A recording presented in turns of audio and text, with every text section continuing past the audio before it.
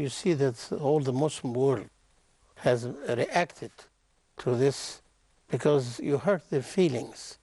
And the boycott is the most civilized reaction you can expect from the Muslim people. Well, we may not go to the more struggle for burning embassies or try to make any damage, but at least we have to declare and demonstrate that what has been done is a very bad interpretation of freedom of expression. Because you are hurting people, and freedom has a limitation in itself. You do what you want without hurting the other people's freedom. Do what you want without hurting the feeling of others. And, the economic boycott is a good weapon because, again, it is people's reaction by themselves. It's not the government who take such kind of actions. It is a people who has been hurted. They don't like to consume the Danish product. If you don't like us, if you don't like our profits, then we don't like you and we don't like your product.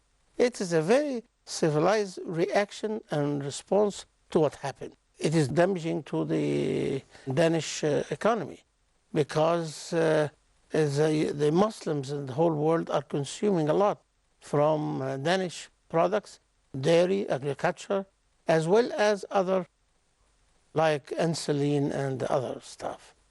Well, if these people are stopping consuming and also they are not behaving for the reasonable political relationship with the market, then the future will come with difficulties for the Danish people. And believe me, we don't react to hurt the Danish people. We don't react to hurt all people living in Denmark. But we are demonstrating the heart feeling and anger of responding to what happened with this newspaper and the cartoons coming there. So I feel it is a civilized one. It has its influence on the Danish economy. Well, how long we are going to take this? Every day we find this is apologizing. But when they are apologizing? After a few months.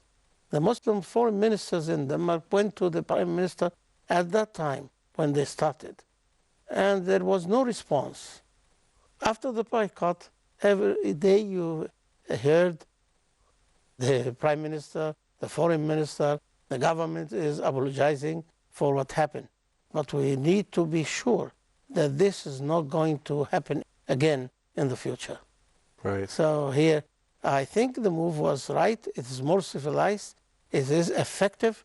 And it has been felt by the people there. And we continue until we get assurance that this is not going to be repeated in the future.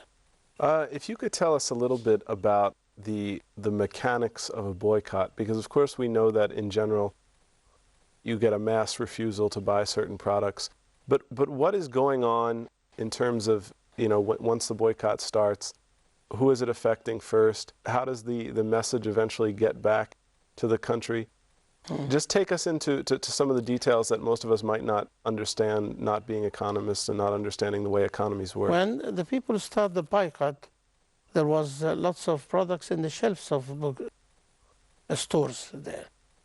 But, so lots of businessmen wants not to make a damage to this stock in the warehouses. So what they did is they trying to buy this product from them. Of course, they may get it in a reasonable price and give it to the poor for free. Okay. So here you are not also throwing back all this stuff, which is food stuff. This will not be very wise. So here it's wise to give it to the poor who are mostly needed, and you pay for it and they receive it free. Okay. So here there was no damage to the poor, to the stores, and there's no damage also to the products exist. But here no other demand on reordering these products again until we find out there is a solution and there is an assurance that they will not do it and they should respect profits. There is limits where they shouldn't jump beyond it. Can you give us any indication on some of the actual effects that have happened to the Danish economy? I've read some articles saying that certain components of certain businesses were effectively shut down. Do you have any information on the exact? Of course, they have also. It's not only concerned with the products exported from Denmark to other countries, but it is also they have projects like in Saudi Arabia. They have dairy product projects, and this is going to be shut down. And those entrepreneurs who are organizing these projects and run it will be affecting. And also their stocks in different companies, price fell down in the financial market. And of course, this again is going to be in a second round. This is the first round. The second round will affect other factories and other products whom they may invest in those products directly exported to the Muslim countries.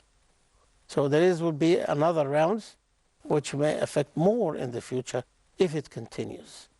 It is in billions of dollars.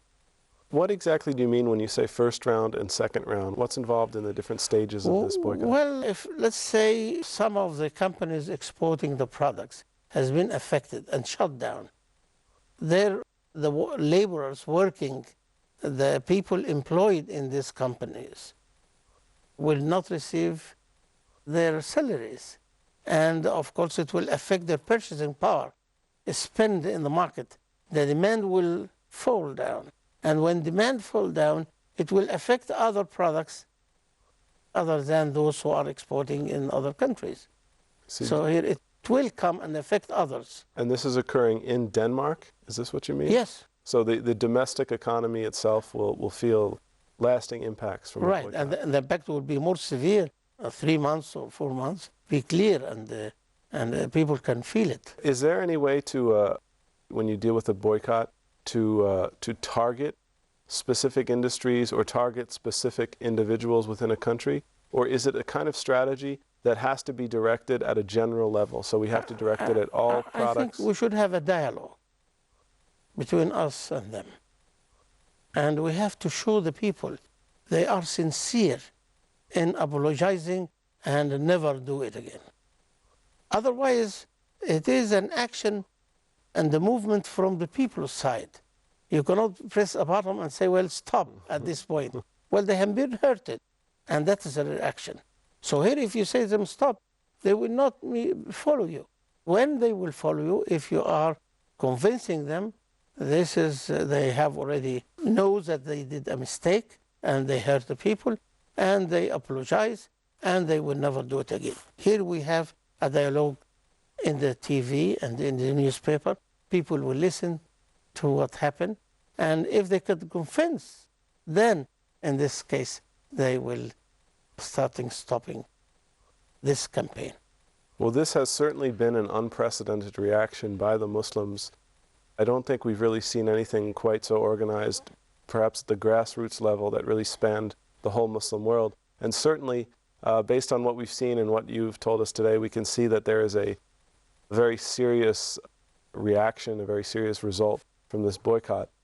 We're going to go to a short break, but after we come back, I want to talk a little bit more about some of the wider ramifications of this boycott, and if you could tell us a little bit more about some of the overall economic structures and the way that this might fit into that as well. So please stay tuned. We'll be back in a short minute. Assalamu alaikum.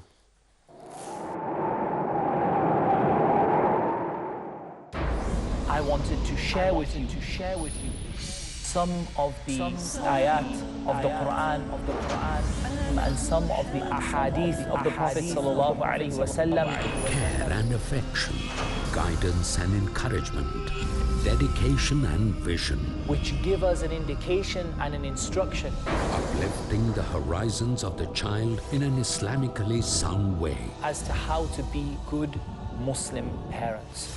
Muhammad Tim Humble. Welcome to a brand new series, 26 Ways to be a Good Muslim Parent.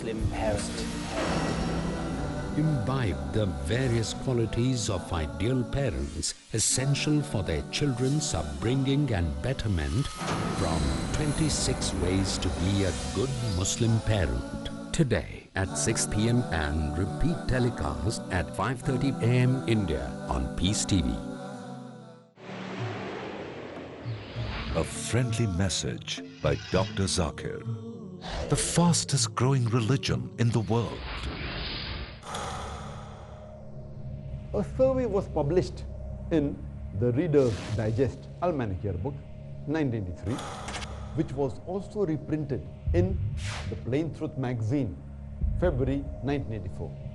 This survey gave the statistics of the increase in the percentage of the major world religions in a span of 50 years, from 1934 to 1984.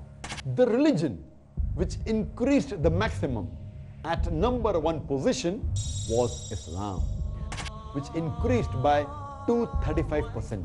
Christianity only 47%.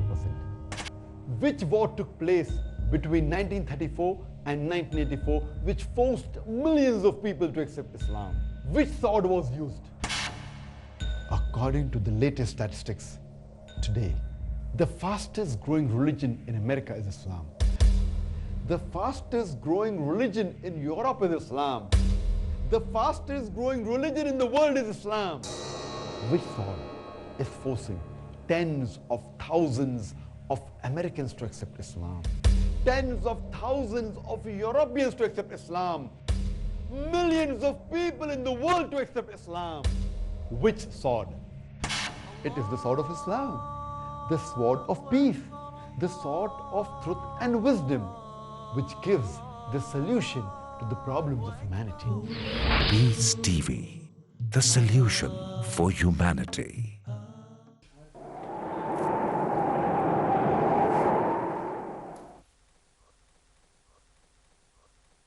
Assalamu alaikum and welcome back to Perspectives. Our guest today is Dr. Mahmoud Samir Tubar, Professor of Economics at Zagazig University.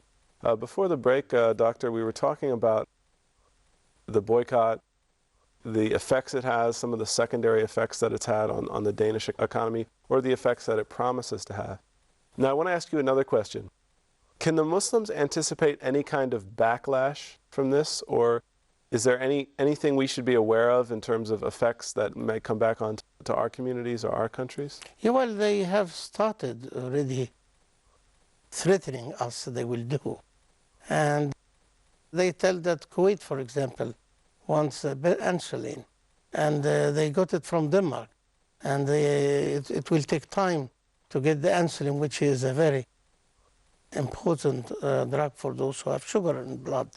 But you know, when they did this talk, people get more angry, and there was more revenge. And you can see in Damascus and in Beirut and in Iran, they burned the embassies. We don't like that reaction too, but in the meantime, it means when they are threatening, they get a bad revenge too. Of course they can do. But you know, a country with 5 million people, how can they try to do this line of think with few millions of Muslims? More than 300 million are consuming the Danish product. And if, let's say, 5 million react to this, they get the punishment more to their economies. Because here they are cutting these markets. And eventually we are not going to return back to deal with them because we didn't start. They started by having insulting the Prophet Muhammad sallallahu alaihi wasallam. Well, then we didn't start, and we were in asking for apologizing in the beginning. They didn't do it in the right time. They waited until they get the revenge. Then here, they shouldn't wait for that. And I don't advise to react economically by cutting the relationship with all Muslim countries. It's a big market. And eventually, if they want to grow, expand, they should also expand in developing countries' economies. Because here, Denmark may not sell dairy products to Sweden. Denmark may not selling dairy products to Germany. Maybe some, but it is not very effective. They are going to countries where they don't have a product with the quality of the Danish dairy. It means here they are approaching the developing economies, the developing countries. Then, if they stop, they have to start rebuilding their foreign trade. And building also foreign trade, it means they have to think of quality different from what they used to do. It will take time. And until they do, people get hurted, there will be unemployment, there will be a limitation in the market, shortage in the purchasing power in the hand of the people, and maybe it reached to a recession. So here, I wouldn't advise them to take the reaction like this. Right. Well, Are you saying that they actually threaten to withhold insulin? Yes. Which is, of course, a medical necessity? Right, because in Kuwait, they importing the insulin from Denmark. So as opposed to taking an apologetic Right. stance, they Yes. tried to take an aggressive stance. That's right. And again, we have to think a little bit that the structure of foreign relationship. Well, nowadays we find the struggle getting back to a warship. In the back, there was a struggle between the East and West. Then we have the political geography. Then we have the economic blocks. Then we turn to the whole world total village. And we are talking about one international trade unit.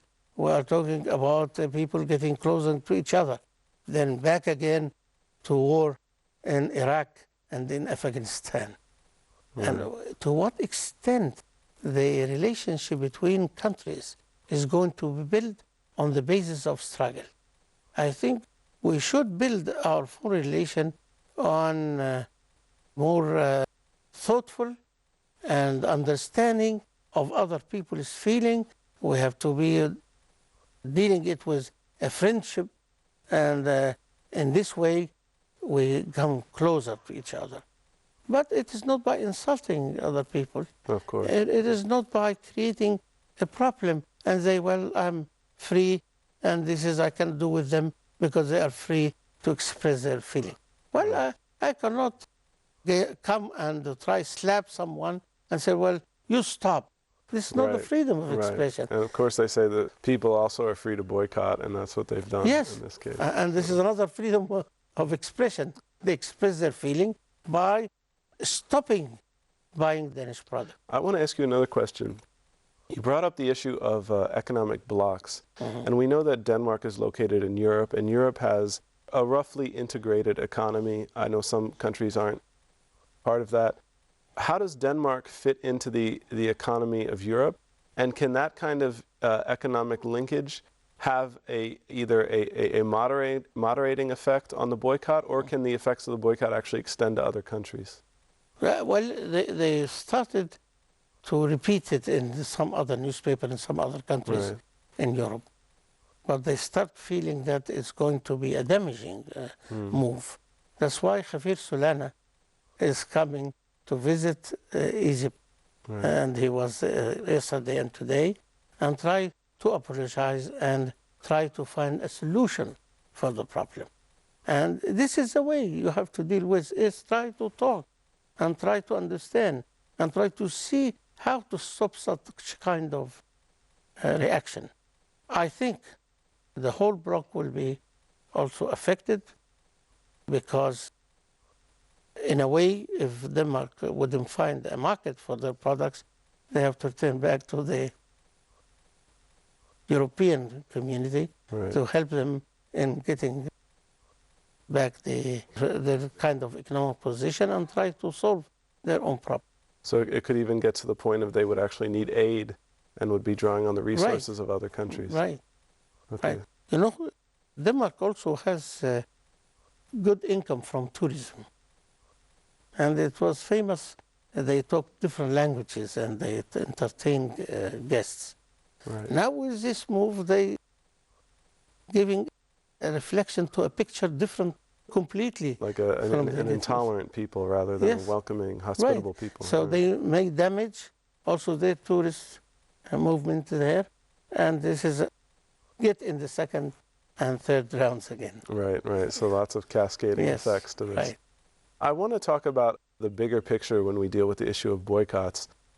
We know in the current world we live in, there's a lot of, you mentioned economic blocks, there's different, like World Trade Organization, global arrangements for trade. How does boycotting fit within the bigger picture of global trade? Is it something that is considered, permissible? Is it something that these organizations try to limit? What can we expect to be maybe the effects globally in terms of how trade is approached because of this? It affects not only globalization, but also the dialogue taking place between the north countries of the Mediterranean and the south countries of the Mediterranean, which is taking place right now too. And we try to enforce an understanding in the relationship between countries. But if you try to say, I have a globalization, which means I open the boundaries of all countries to receive people from other countries, to receive products from other countries, to receive projects from other countries, to have free zones, then here how you can try to make this consistent with the anger, where people have a hard feeling and they try to boycott products. Well, if you talk about globalization, you say, well, no, thank you very much. We have been watching you with this globalization. We agree to try to have a dialogue with you. We try to deal with your product, but you are insulting us because you think you are rich and we are poor. What about the idea, you talk about this as a popular uprising, the people saying, we won't do anything about it, and the governments say, well, look, if the people don't want to buy your products, we can't do anything. Are the governments to some degree, are their hands tied to some degree by these trade agreements, that if governments took an official stance and said, we're boycotting, that they could get themselves into more political trouble because of this? There was nobody in the government offices telling that we are going to forget about our trade agreements or any relationship and any trade agreement and payments agreements with other countries. It's still there, but it will be on paper because people are not supporting it. Not people in the street, but people also in the parliament. Right. Right. Everybody feels equally offended. Yes. And when you have this kind of unified action taking place with all Muslim countries, it becomes very bad if one country stops without trying to discuss the issue with others who are getting in a unified front. It brings up another topic which we could really dedicate a whole episode, and maybe inshallah you'll come back and talk to us about this. And it's the idea of Muslim economic unity, the whole idea of Muslim maybe economic integration. But unfortunately, we've run out of time for today. So I want to thank our guest, Dr. Mahmoud Samir Tubar, Professor of Economics at Zagazig University. Thank you Thank you for being with us. Thank you.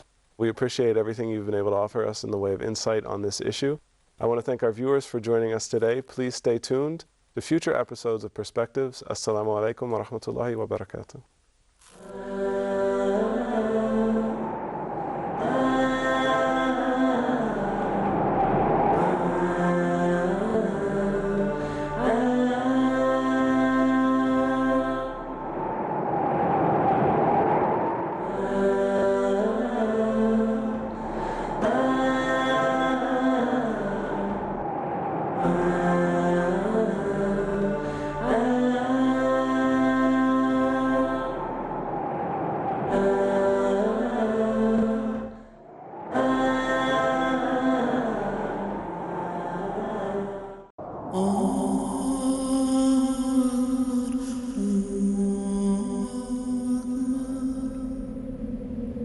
value of money in the hereafter.